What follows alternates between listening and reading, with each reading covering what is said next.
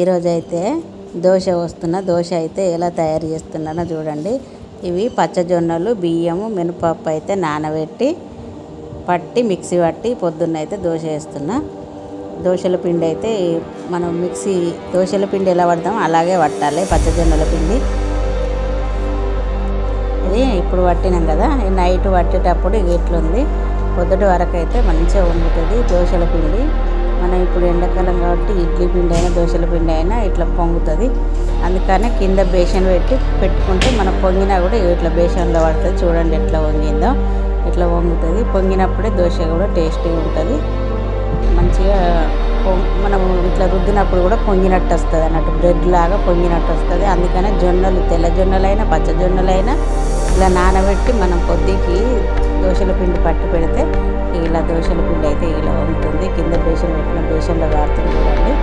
ఇట్లా ఇప్పుడైతే దోశకి ఎంత కావాలో అంత తీసేసుకొని మిగతాదంతా ఫ్రిడ్జ్లో పెట్టేసుకొని ఇప్పుడైతే దోశ వేసుకున్నాం. పచ్చడి ప్రాసెస్ అయితే ఫస్ట్ చూద్దాం. పచ్చడి పెట్టాం ఇప్పుడైతే. అలాగే ఇలాంటి మంచి మంచి వీడియోల కోసం అయితే మన వీడియోలు మన ఛానల్లో ఉన్నాయి, వెళ్ళి చూడండి. పల్లీల పచ్చడి అయితే చేస్తున్నాయి. ఇప్పుడు పల్లీల పచ్చడి కోసం అయితే 4-5 మిరపకాయలు, పల్లీలు ఇవైతే వేయించుకోవాలి. వేయించి చల్లార్చి మళ్ళీ దాంట్లోకి 2 ఎల్లిపాయలు, కొంచెం జీలకర్ర, ఉప్పు అయితే వేసి పచ్చడి అయితే వేసుకోవాలి.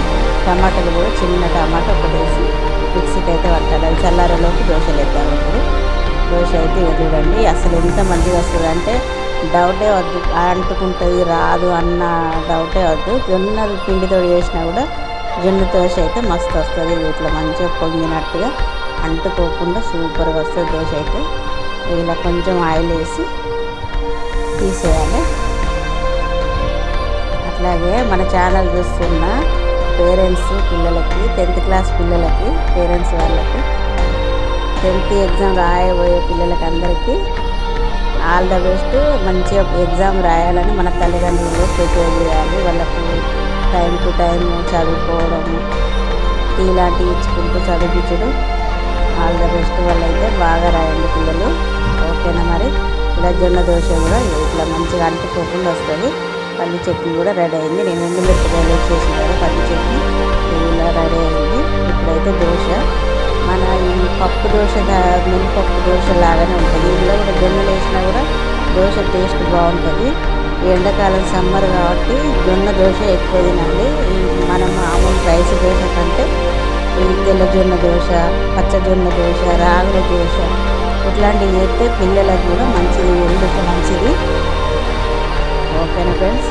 మా వారైతే టేస్ట్ ఇస్తాను దోశ ఇట్లా బాగుంటుంది. జొన్నలతో అయితే కంపల్సరీ మీరు చేసి ట్రై చేసి ఎలా ఉన్నదనేది కామెంట్ రూపంలో నాకైతే చెప్పండి. అలాంటి మంచి మంచి వీడియోలు అయితే మన ఛానల్లో ఉన్నాయి. వంట అన్నీ మంచి మంచి రైస్, కర్రీస్, వంటలన్నీ మన ఛానల్లో ఉన్నాయి, వెళ్ళి చూడండి. ఓకేనా ఫ్రెండ్స్? బాయ్ మరి.